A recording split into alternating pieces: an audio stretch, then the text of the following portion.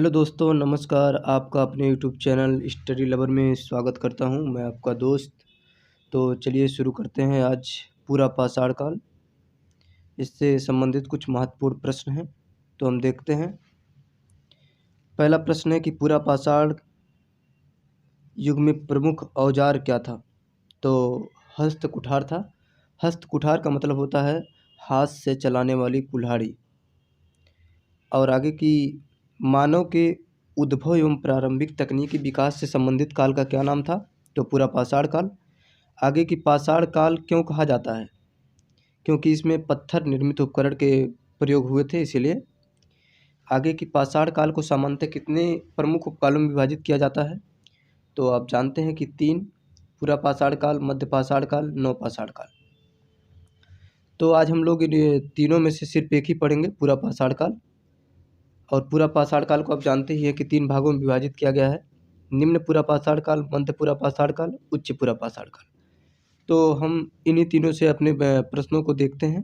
और अगला पार्ट हम पढ़ेंगे मध्य पाषाण काल और नव पाषाण काल। तो रॉबर्ट ब्रूस फुट ने वर्तमान तमिलनाडु प्रदेश के चेन्नई मद्रास नगर के पास स्थित पल्लवरम नामक पुरास्थल से लेटराइट के जमाव से एक क्लियर खोज निकाला। किस सन में? तो 13 मई 1863 को इन्होंने खोजा था। रॉबर्ट ब्रूस फुट, जो पूरा पाषाण काल के जनक कहे जाते हैं, भारत में पूरा पाषाण काल के जनक इनको कहा जाता है।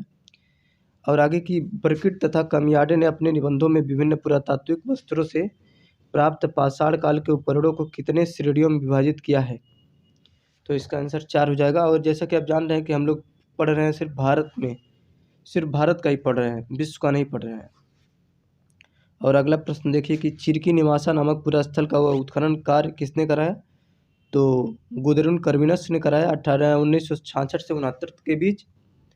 और यह जो चिरकी निवासा है, कहाँ पे स्थित है, मतलब किस राज्य में है? तो महाराष्ट्र में है। महाराष्ट्र में। और अगर पूरा स्थल की बात करें तो वहाँ पे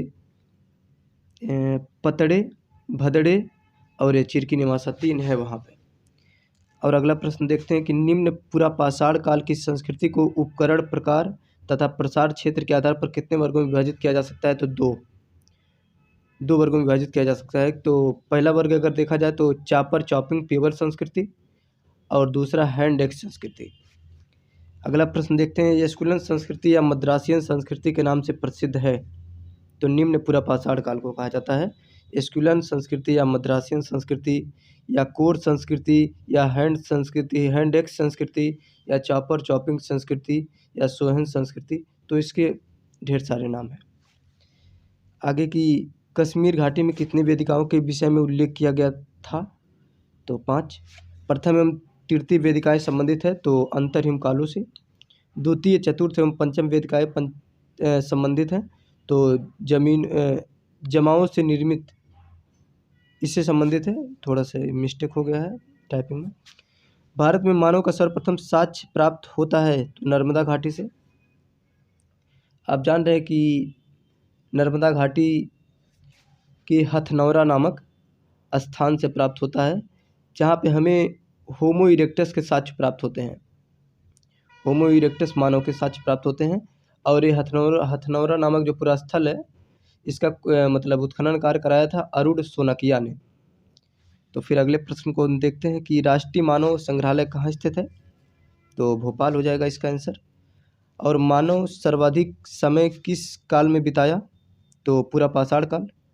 मानव पूर्ण रूप से आदि मानव था किस काल में? तो पूरा पाषाण काल में।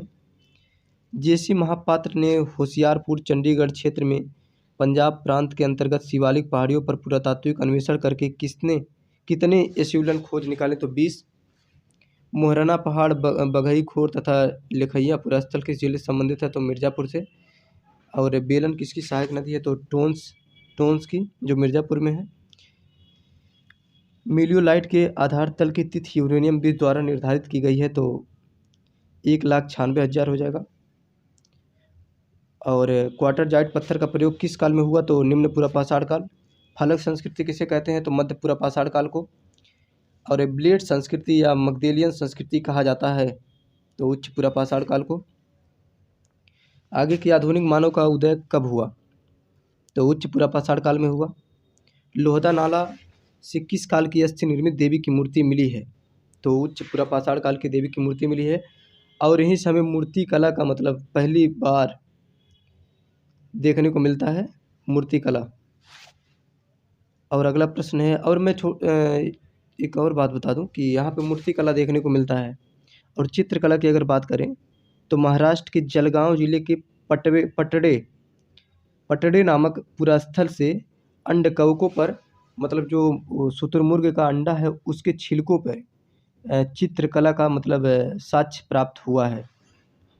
और स्थापत्य कला की अगर बात करें तो मध्य प्रदेश भीमबेटका की गुफा संख्या 3A नंबर 28 पर प्राप्त होता है। वहाँ से हमें स्थापत्य कला का साक्ष्य प्राप्त होता है। अगला प्रश्न है कि हड्डियों के उपकरण बड़ी संख्या में कहाँ से प्राप्त हुए हैं? तो मुच्छतल चिंता मनुगामी से। और अगला प्रश्न है कि भारत में सर्वप्रथम होमो सेपियंस मानव के साक्ष्य कहाँ से मिले हैं? तो महाराष्ट्र के बोरी नामक स्थल से प्राप्त हुए हैं। तो आज के लिए बस इतना ही। और अगर एक प्रश्न पूछा जाए कि जो पूरा पाषाण काल का मानव कहाँ मतलब ये मानव जो था ये पहाड़ों में रहता था, ये मैदानी घाटों में अभी नहीं आता है। तो इसका अगर आंसर की बात करें तो गंगा और यमुना की घाटियों में यह मानव पूरा पाषाण काल में नहीं आया, अर्थात यह पहाड़ों पे ही रहा। और एक प्रश्न अगर पूछा जाए कि पूरा पाषाण कालीन मानव के घर कैसे थे? कृत्रिम थे, पेड़ पर रहता था और पहाड़ी पर रहता था। तो इसका आंसर ही हो जाएगा पहाड़ों की गुफा में रहता था। तो फिर आज के लिए इतना ही। मिलेंगे नेक्स्ट पार्ट में। ठीक है, तब तक के लिए धन्यवाद।